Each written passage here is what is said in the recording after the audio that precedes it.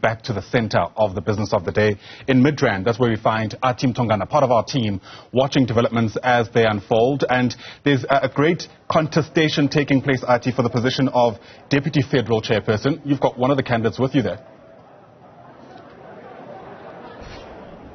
Yes, that's correct, Ayanda. It's one of the most contested positions, a very crucial position given the task and the responsibilities that they would have to undertake under Helen Zille, who of course is uncontested as the Federal Council Chairperson. I just want to give you a sense, Ayanda, of what is currently taking place as delegates move into the main venue where they continue with the session and the program. The DA has started on time with their program. They had the national anthem. They had a couple of speeches, including those from the city of Cape Town's mayor, who came on record confirming to me that he is actually behind John Steenhuisen. He has thrown his weight behind John Steenhuisen as the federal leader of the party. But yes, you are correct. I am standing by with JP Smith. He is contesting that highly contested position of the Deputy Federal Chairperson. JP, you are quite famous. A lot of people are taking pictures with you.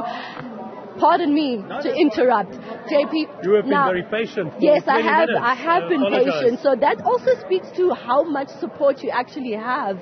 A lot of people wanting to have conversation with you, wanting to take pictures with you, given the fact that the Western Cape is actually, in numbers inside there is the biggest constituency. Are you confident that they will actually choose you as the Deputy Federal Chairperson? I think confidence can be odious. I'm cautiously optimistic, and I'm humbled by the level of positive feedback. It's great. Calling people and getting that positive feedback is really great.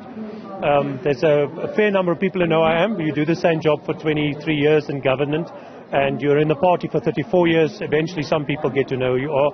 So that's really encouraging. Sometimes you can forget that there are other people who look at you and are excited about what you're doing. This has been a reminder of that. But it's also very humbling because you realize how much more needs to be done. And especially when you hear what people say about safety, because a lot of people associate me with that. And when they tell you what's going on in their communities, and you realize how big the mission is in 2024 to turn things around. Another 5 years of the steady attrition and crisis we have in policing and everything else with the ANC. I don't know that South Africa can survive that. So it makes the pressure all the bigger for us to do something very impressive in 2024, take voters with us, build a different a coalition with other parties that sees a new government take office and then turn policing around rapidly. Talking about policing and the fact that you have occupied a portfolio that is so crucial to the safety of the citizens of the Western Cape, particularly around Cape Town. Now, there has been a lot of criticism that the DA has faced insofar as safety in the Cape Metro and safety in the townships. For example, you have about 200 CCTV cameras stationed in and around the city. But do those work, for example, in townships like Khayelitsha, Mitchell's Plain? How is the safety and what is the safety plan there? So Cape Town has done some pretty bold stuff on the safety front. As SAPS's resources have receded because they've lost quite a lot of staff, there have been very substantial budget cuts in the National Police Service. The city and the province have stepped in. So we had a proposal a few years ago. Our Premier recently bought into that 3 years ago. We created the Law Enforcement Advancement Program. We deployed that into the 12 stations with the most critical problems in Mfuleni, Khayelitsha, Gugulethu, Nyanga, Atlantis, Scottsdene, Bloemfontein, Wallisdene, and Manenberg and Hanover Park, and we can see how that has impacted on the crime stats. In some of those cases, we were able to move places like Nyanga out of that top 10 list, and in the quarter they didn't feature in that. So we've either stabilized or improved crime stats in many of those categories. We've created now more crime intelligence and investigative resources because it doesn't help you make more and more arrests and nothing comes of that.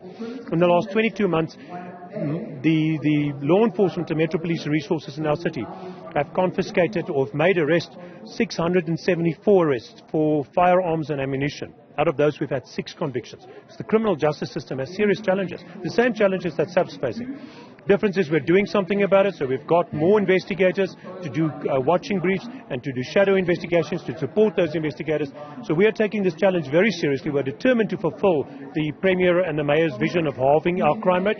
We've started by making the big numbers in terms of arrests and the firearm confiscations. We're starting to try and match that by working with the NPA to try and get convictions. If you don't get that conviction rate up, that paltry conviction rate, like for gang violence that sits below 2%, you're not going to solve the problem. You're just putting the gangster back on the street over and over to carry on shooting. So convictions is the next phase of what we are pursuing. Fantastic. Thank you so much for your time. JP Smith, a very famous candidate here who's been taking a lot of pictures with some of the delegates that are here. He's very confident that they will elect him as the party's deputy federal chairperson. He's saying that he will obviously continue to tackle issues related to safety in and around the city of Cape Town. Ayanda, back to you in studio.